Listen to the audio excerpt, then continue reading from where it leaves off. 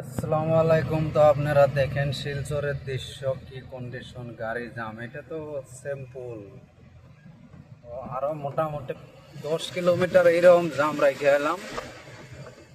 তো আপনারা কোন কিরকম এদিকে গাড়ির জাম হয়, মানে সিঙ্গেল রাস্তার কাম করতেছে, তারপরে আপনার ডাম্পারে অত্যাচার।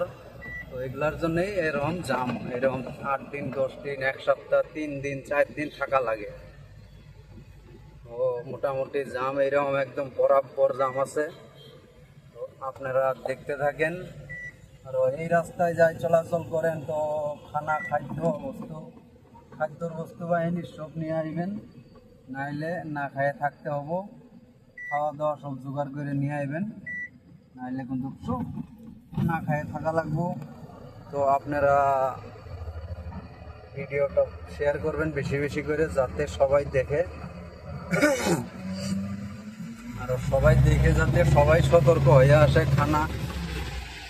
খাওয়া দাওয়ার বস্তু যাতে সবাই জোগাড় পাতি নিয়ে আসে এই রাস্তায়।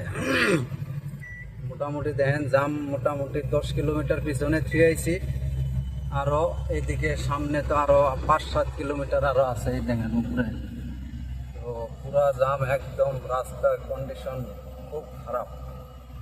মানে 1 সপ্তাহ যায়, 3 দিন 4 দিন 5 দিনও যায়।